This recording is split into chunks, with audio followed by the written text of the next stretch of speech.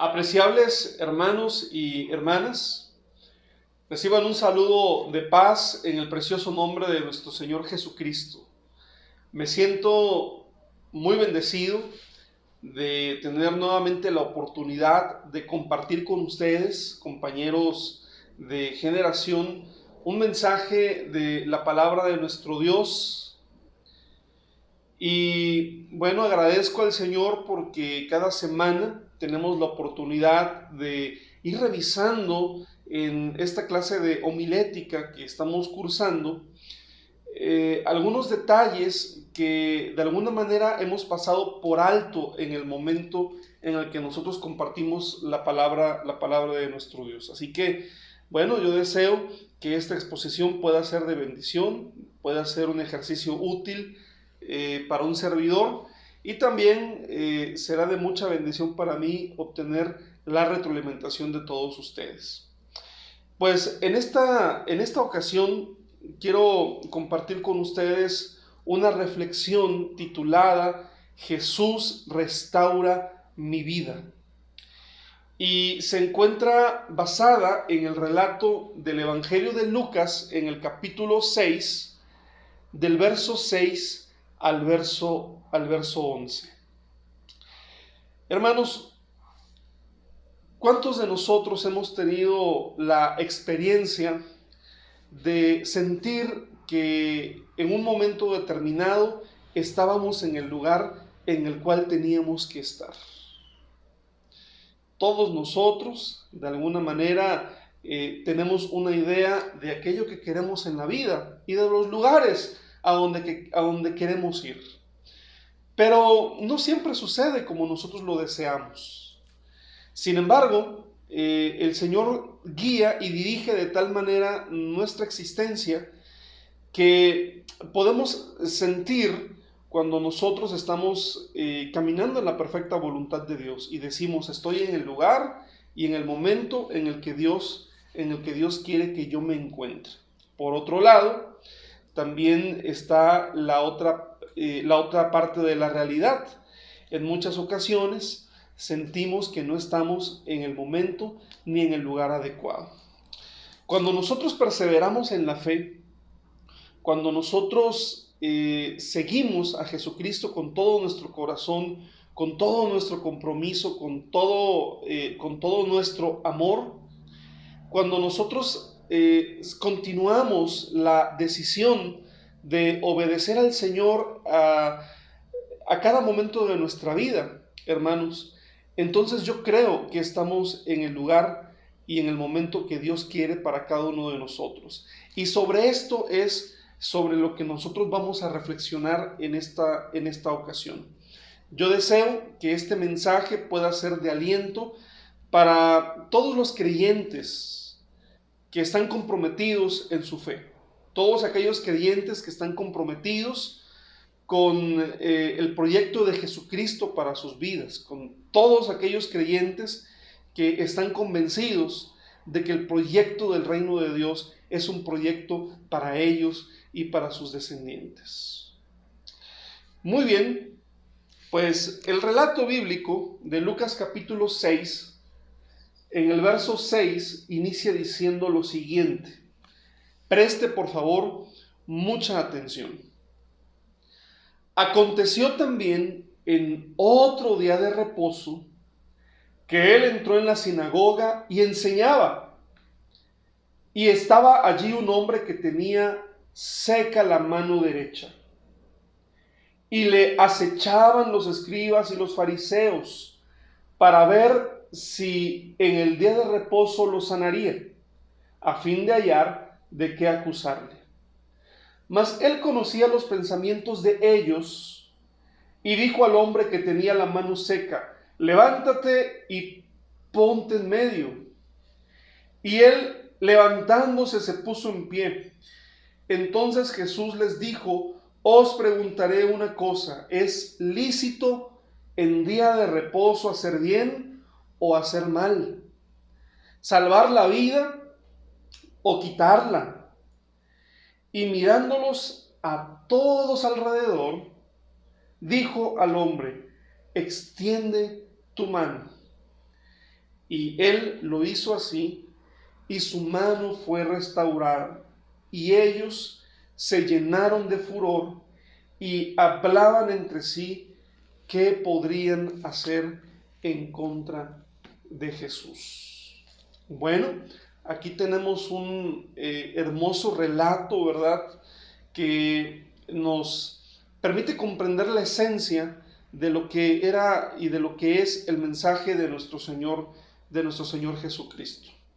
Quiero compartir con ustedes brevemente, antes de iniciar el análisis de este pasaje bíblico, algunas características del mismo.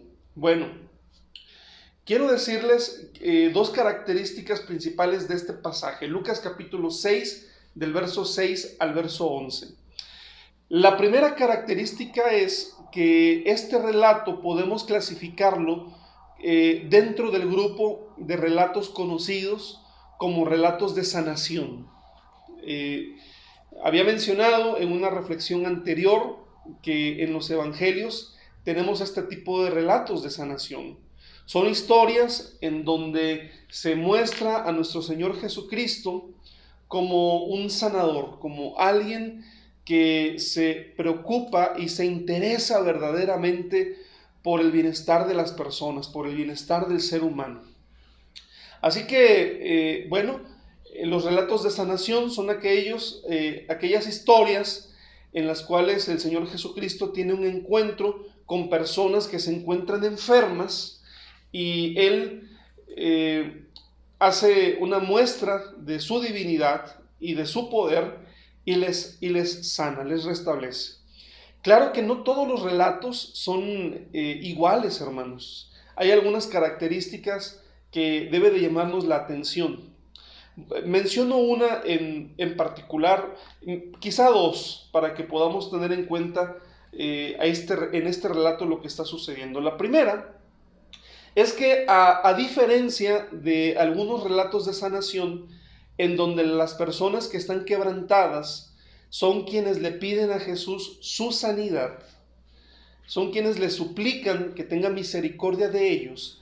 En esta historia, hermanos, la persona que se encuentra enferma no pide su salud.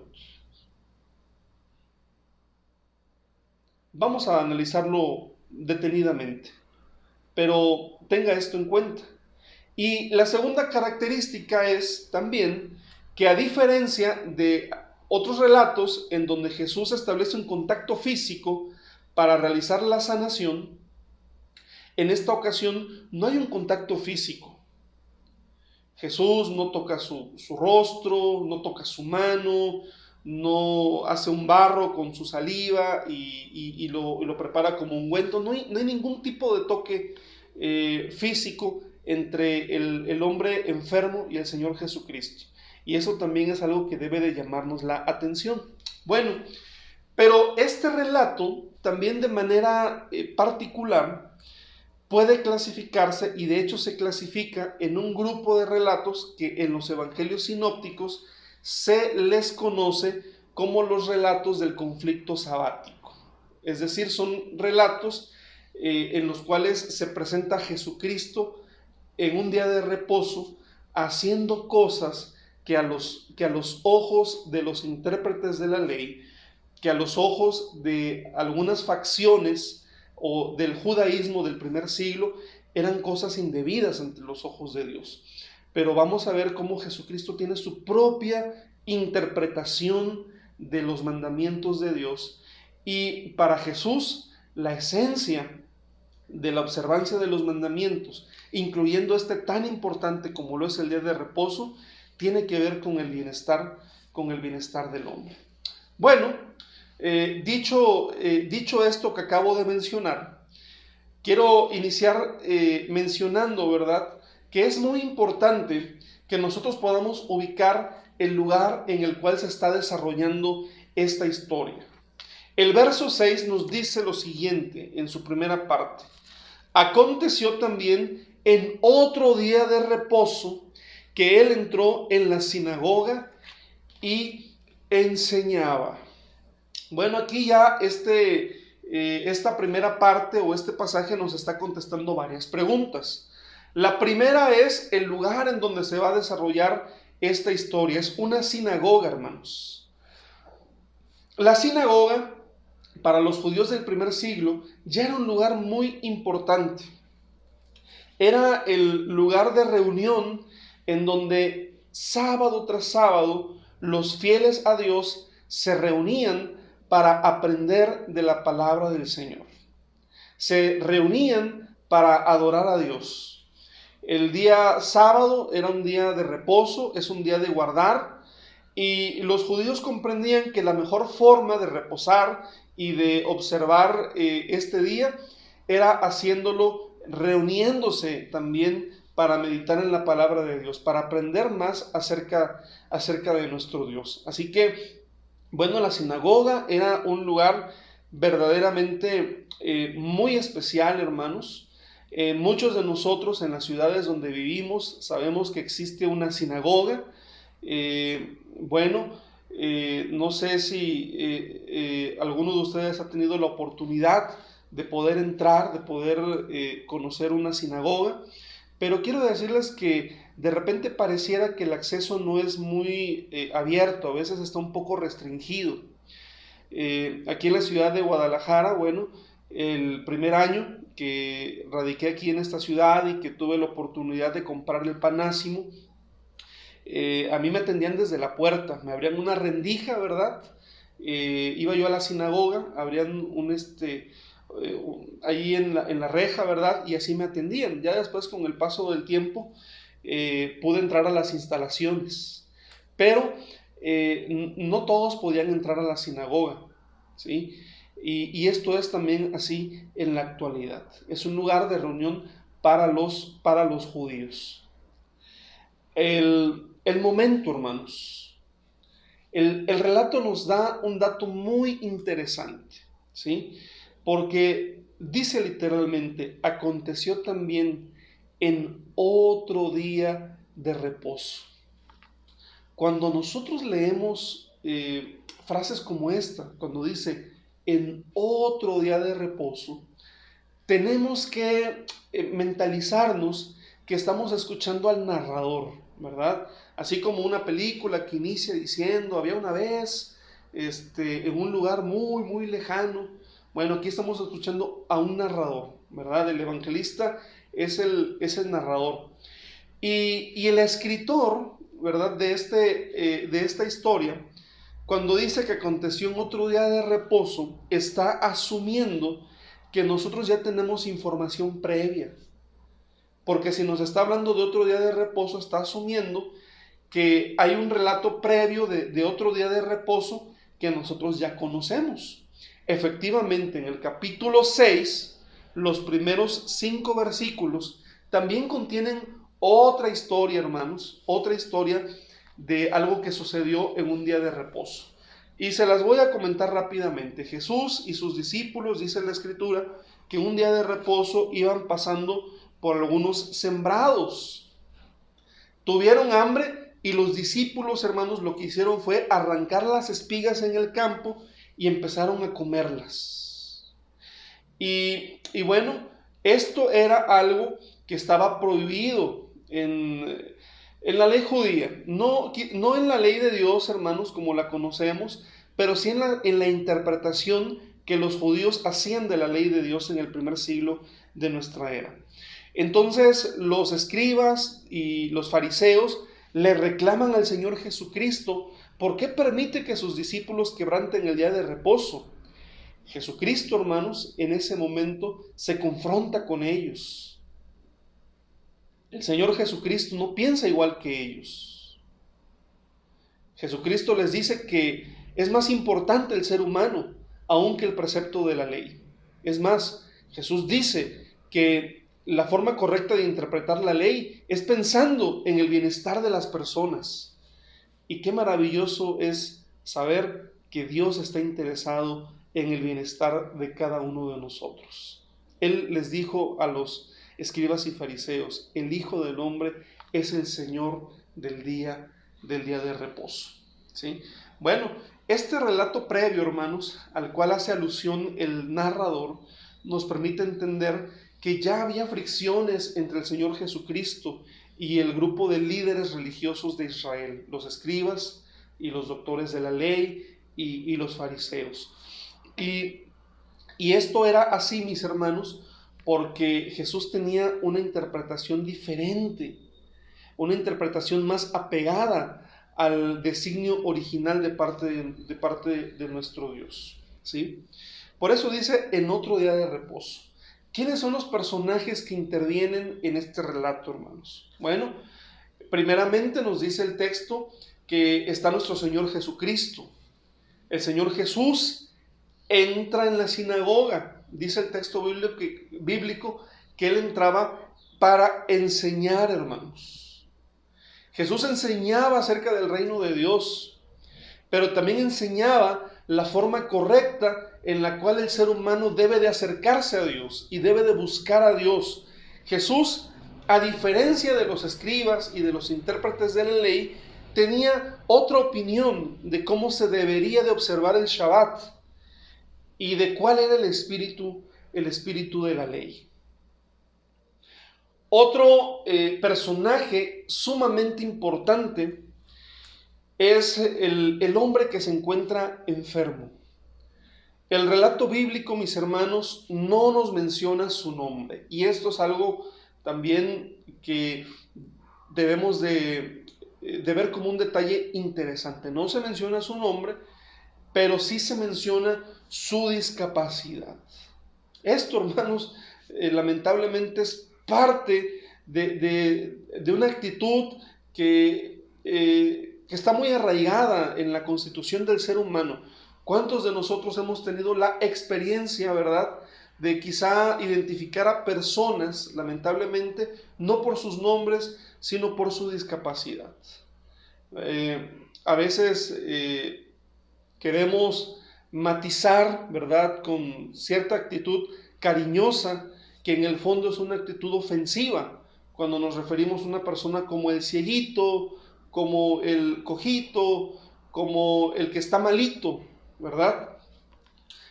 Porque ese cieguito, ese hermano o hermana o persona que está malito o que está malita, tienen su nombre, tienen un nombre. Sin embargo, hermanos, lamentablemente los seres humanos tendemos a conocer e identificar a las personas por sus defectos y por sus errores. Así que este hombre aquí en el relato es conocido como el hombre que tenía seca la mano derecha. Era un hombre que tenía atrofiada la mano derecha, inservible, la tenía muerta. No se menciona su nombre, pero se menciona que era un hombre con discapacidad. Pero también era un fiel creyente, hermanos. Él estaba en la sinagoga, él estaba allí adorando a Dios. A pesar de que por la condición que estaba viviendo, quizá eso no era muy cómodo, hermanos. Lo más probable es que este hombre fuese menospreciado. ¿Saben, hermanos? Una de las ideas más arraigadas en el judaísmo del siglo I, del judaísmo de la época de Jesús, era que las personas que tenían discapacidad o que tenían algún problema de salud evidente, estas personas no podían ser consideradas como seres a imagen y semejanza de Dios. Porque la Biblia dice, ¿verdad?, que Dios creó al hombre a su imagen y semejanza. Y la idea era, ¿verdad?, que cuando Dios creó a Adán, Dios a Adán no lo hizo con discapacidad, no lo hizo con enfermedad. Así que si una persona tenía una discapacidad o tenía una enfermedad, no podía ser considerado a imagen y semejanza de Dios. Esto ponía a las personas en esa condición, pues en una situación muy lamentable, porque finalmente lo ponían al nivel de los animales, quienes tampoco eran considerados a imagen y semejanza de Dios. Y por último quiero mencionar otro grupo, hermanos, el texto bíblico dice que se trata de los escribas y los fariseos. Ellos claramente son los antagonistas. Son los expertos en las escrituras, ciertamente, pero son también quienes no comprendían el verdadero sentido de las mismas escrituras, que ellos defendían y que ellos custodiaban. Al final del relato, hermanos, nos vamos a dar cuenta que no había solamente un hombre con una parte de su cuerpo seca en ese relato. No solamente el hombre que tenía la mano seca, también estaban estos escribas y fariseos, quienes lo que tenían seco era el corazón, hermanos. Tenían seco el corazón y no podían comprender la verdadera voluntad de nuestro Dios. Pues el desenlace, hermanos, de esta historia, ¿verdad? Es muy hermoso. Sin embargo, el Señor Jesucristo, antes de ello, se encontró con algún cuestionamiento. ¿Qué haría Jesús, hermanos? Por un lado, estaba este hombre enfermo que, haciendo honor a la verdad, tampoco estaba pidiendo un milagro. No vemos aquí una escena dramática, ¿verdad? De este hombre gritándole a Jesús que lo sane, como en otros relatos, o amigos llevando en camilla a este hombre, ¿verdad? Abriéndose paso en medio de la multitud. No vemos absolutamente nada de esto. Ni siquiera el hombre se anima a pedirle a Jesús el milagro, hermanos. Sin embargo, el texto bíblico dice claramente que Jesús conoce el corazón de las personas. Hermano y hermana, Dios conoce tu corazón. Dios conoce tu necesidad. Qué importante es que nosotros podamos tener absoluta confianza de que Él sabe aquellas necesidades que quizá nosotros por alguna razón no expresamos abiertamente, pero podemos confiarlas y depositarlas en las manos del Señor. Jesús ve esa necesidad. ¿Y qué haría, hermanos? Él sabía que en el momento que tomara la decisión de sanar a este hombre, habría un grave problema, hermanos. Era sábado, estaba en la sinagoga, allí estaban aquellos adversarios que él tenía, hermanos. Y me he puesto a pensar, ¿y si Jesús hubiese buscado una salida diplomática? Porque en muchas ocasiones nosotros los creyentes, incluso los pastores, eso es lo que nosotros hacemos, hermanos. Yo me he encontrado en esa situación y debo decirles que como pastor, en muchas ocasiones, ante situaciones de conflicto en donde hay algo que se puede hacer en la congregación que es positivo, que es bueno, pero que es novedoso y que puede ser en un momento determinado molesto para sectores de la congregación que son más conservadores, en un momento determinado, como muchos otros líderes, siempre he dicho, vámonos con calma, no hay necesidad de tensar las situaciones. Vamos a hacerlo de una manera menos agresiva. Y yo diría, bueno, ¿que Jesús no sabía ser diplomático, hermanos? Él podría haberle dicho a este hombre al salir de la reunión, oye, fíjate que sé que tienes un problema, sé que estás enfermo, nada más que no vamos a ocasionar problemas. Mira, qué bonita está la reunión en la sinagoga, qué bonito está el culto, todos estamos en paz aprendiendo de la palabra de Dios. Vente mañana y cuando no haya nadie, yo te voy a sanar. La realidad, hermanos, es que el Señor Jesucristo no hizo eso. Y a título personal a mí me confronta. Porque lo que hizo fue valiente. Él no fue diplomático. Porque ante la necesidad de las personas, ante el sufrimiento del ser humano, lo más importante no es la diplomacia, hermanos, sino es la misericordia. Qué mensaje tan importante para que nuestros políticos y nuestros líderes pudieran entender esto, hermanos. Quienes todo quieren resolver con diplomacia, cuando lo más importante es tener misericordia. Hay momentos, hermanos, en los que es necesario ser valientes para poder defender los principios del Evangelio. Así que Jesús, hermanos, decide actuar en ese momento, a pesar de las reacciones que habría, Y en el verso 8 Jesús le dice al hombre que tenía la mano seca, levántate y ponte en medio, levántate y ponte en medio.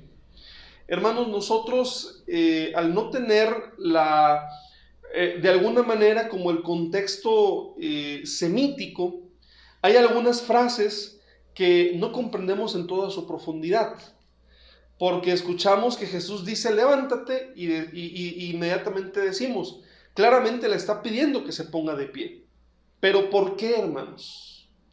Recuerdan que hace unos minutos les comentaba que personas como este hombre, para los religiosos de su tiempo, no eran considerados como personas a imagen de Dios. Había una frase muy extendida entre los judíos. Ellos decían que aquellas personas a imagen y semejanza de Dios eran quienes podían ponerse de pie, porque quienes andaban en cuatro patas eran los animales, y si un ser humano no podía ponerse de pie, entonces no era semejanza de Dios. Cuando Jesús le dice a este hombre, levántate, lo que está diciendo es, este hombre es a imagen de Dios, es a imagen y semejanza de Dios. Y seguramente todos los que estaban allí presentes entendieron este mensaje, hermanos. Y a mí me llama mucho la atención cómo Jesús hace esta afirmación de la identidad de este hombre, no cuando su mano fue restaurada, sino cuando todavía estaba enfermo, cuando todavía estaba lisiado, cuando todavía estaba impuro, hermanos. Este es un mensaje, ¿verdad?, que todos debemos de escuchar, hermanos. No podemos hacer acepción de personas.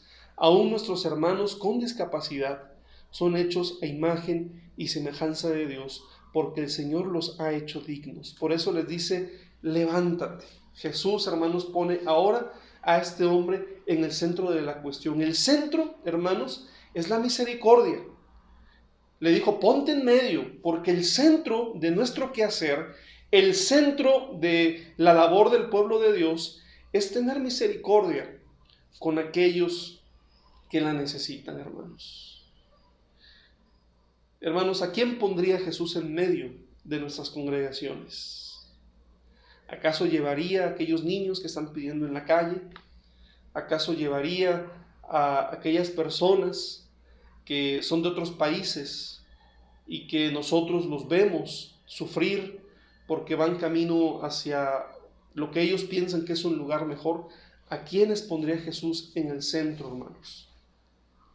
¿Cuál es nuestro centro? El desenlace de esta historia, hermanos, ustedes ya lo conocen. El enfermo fue sanado. Como ya les decía, a diferencia de otros relatos, esta sanación ocurrió sin contacto físico. No hubo un toque de Jesús, no hubo un ungüento, no hubo una imposición de manos, no hubo contacto físico, hermanos.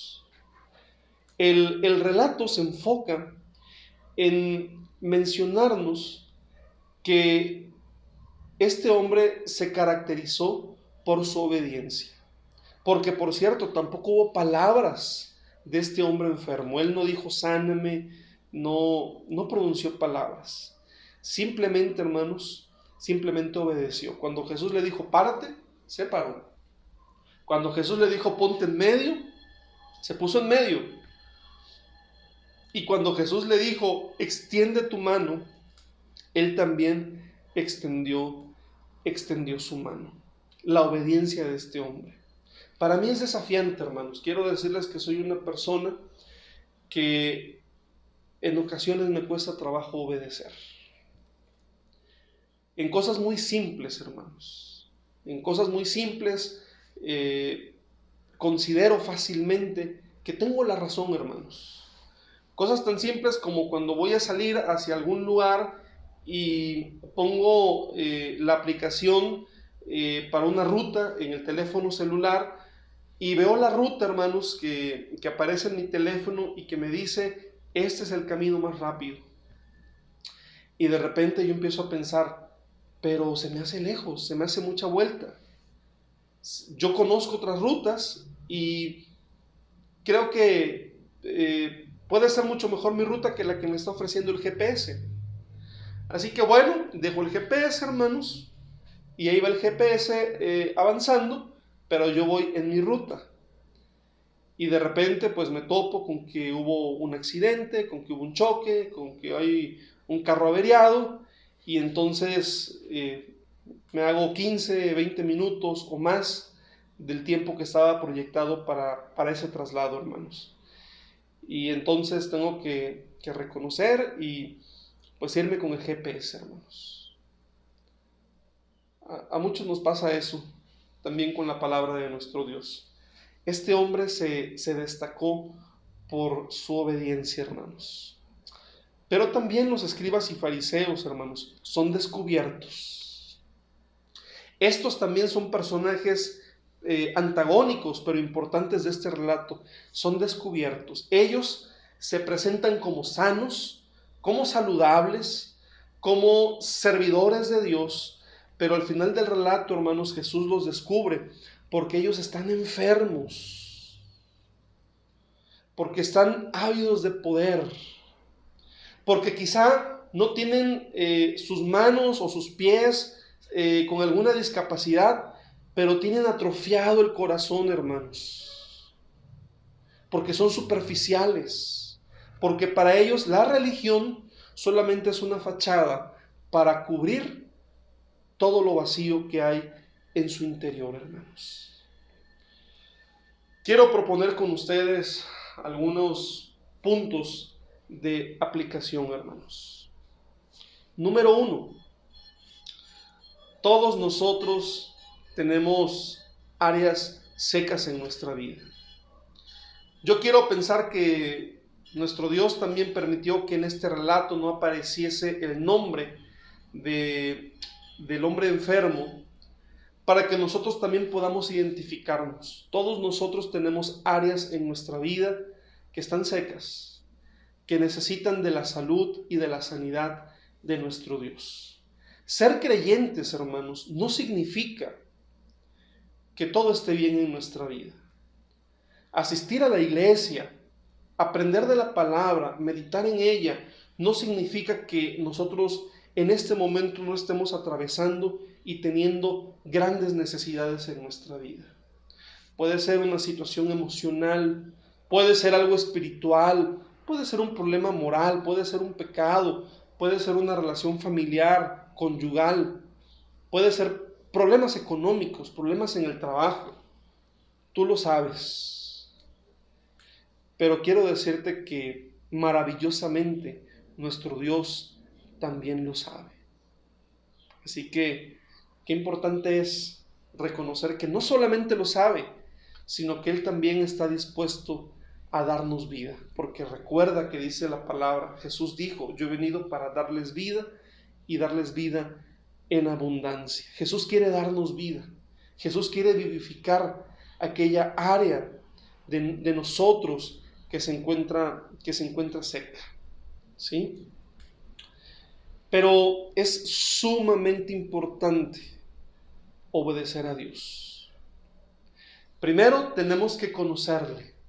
Jesús dijo que te conozcan a ti, el único Dios verdadero.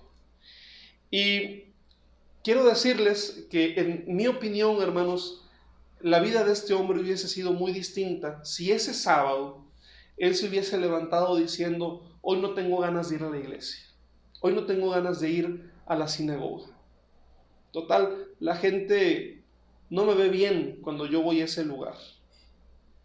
Además, Dios está en todas partes y yo en cualquier parte puedo adorar a Dios.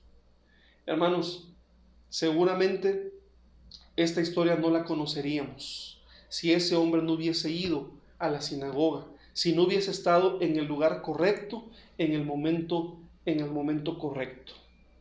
Y me atrevo a decir, hermanos, que muchas historias no conocemos porque muchas personas lamentablemente no han estado en el momento correcto y en el lugar correcto. No seas tú uno más.